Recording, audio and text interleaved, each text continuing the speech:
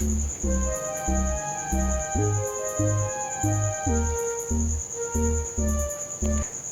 नमस्ते। आप सभी का स्वागत है हमारे यूट्यूब चैनल शिक्षक साथी पर।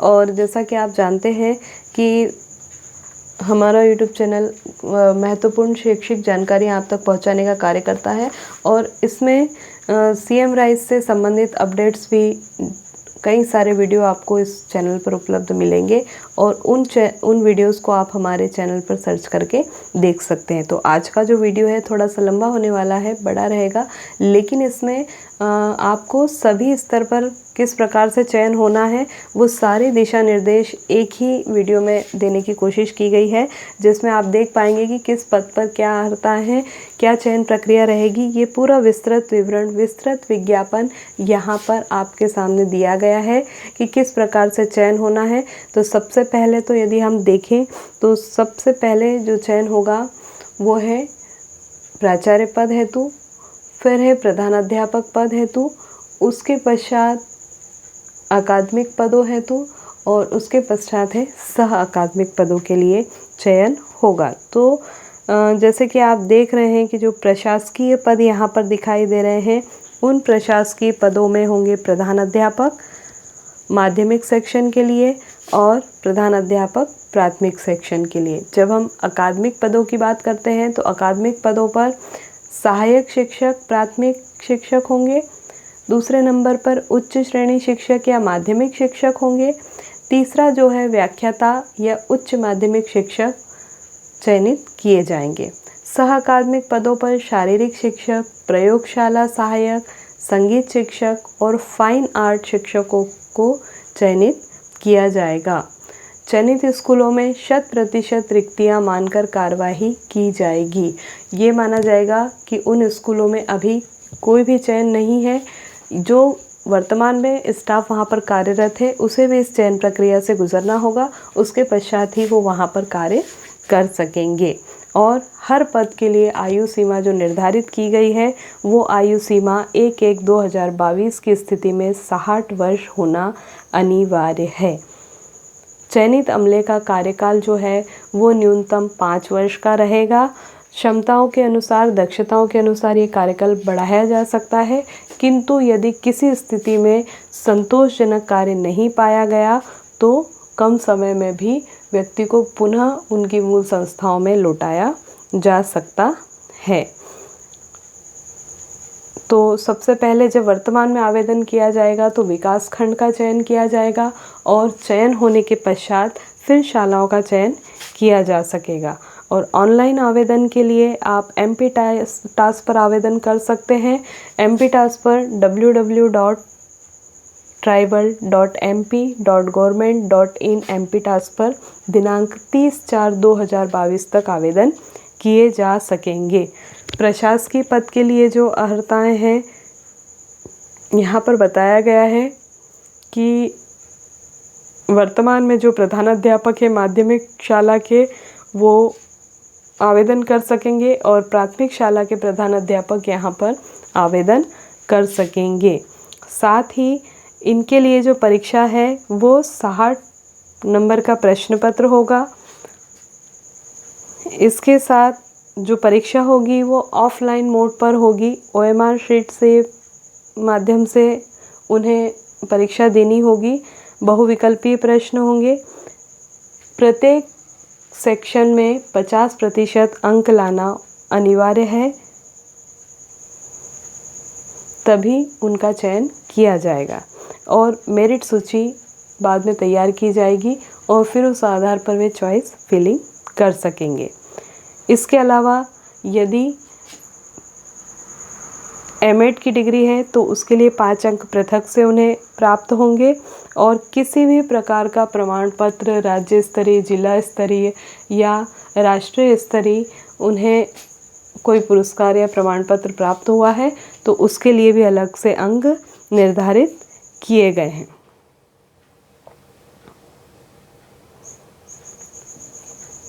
तो ये जो प्रक्रिया थी ये थी प्रधानाध्यापक के लिए कि प्रधानाध्यापक के लिए क्या चयन प्रक्रिया होगी, क्या उनके लिए योग्यता होगी।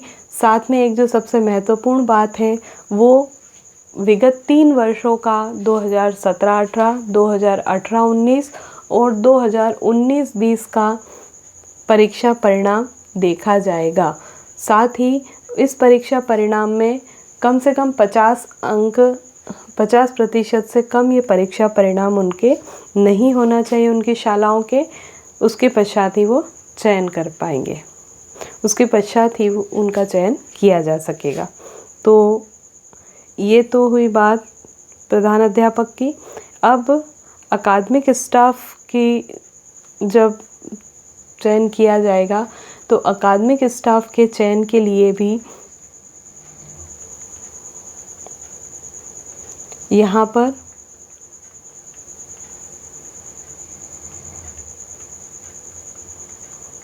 जनजातीय कार्य विभाग और स्कूल शिक्षा के भर्ती नियमों के अनुरूप निर्धारित शैक्षणिक योग्यता धारी हो, संबंधित पद के लिए निर्धारित शैक्षणिक योग्यता रखने वाले शिक्षक ही आवेदन कर सकेंगे।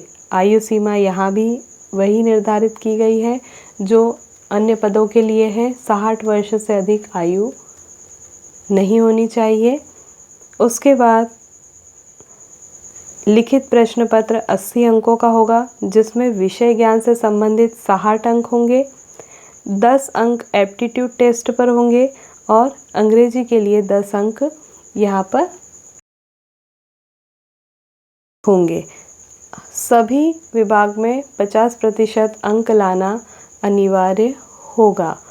50% अंक हर सेक्शन में आना ज़रूरी है। इसके बाद यहाँ पर आवेदन कौन कर सकते हैं?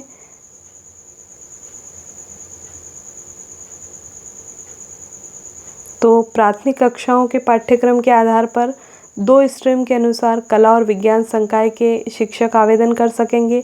माध्यमिक की जब हम बात करें 6 से 10 के लिए यहाँ पर 6 विषयों पर शिक्षक आवेदन कर सकेंगे। जिस विषय के लिए उनकी नियुक्ति हुई है उसी विषय के विपरीत वो आवेदन कर सकते हैं।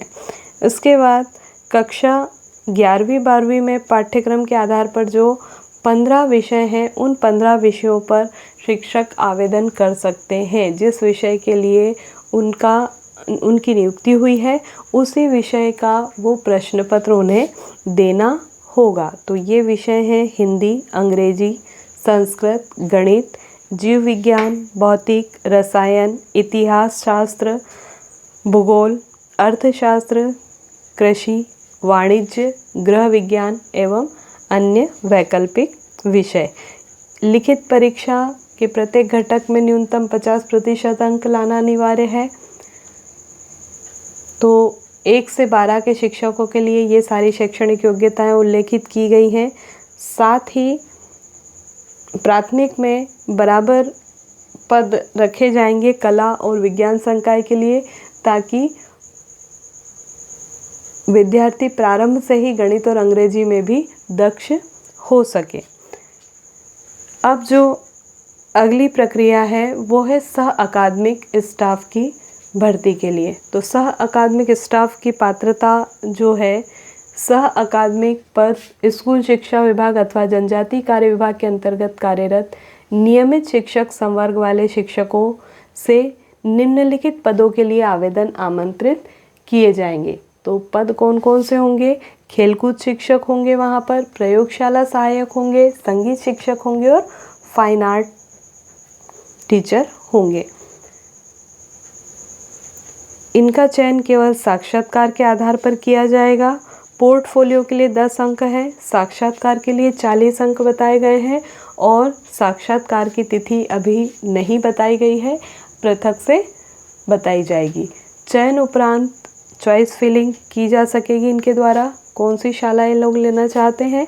उसके बाद शैक्षणिक योग्यता क्या है? जो खेलकूद शिक्षक हैं उनके लिए BPEd या फिर DPEd होना अनिवार्य है।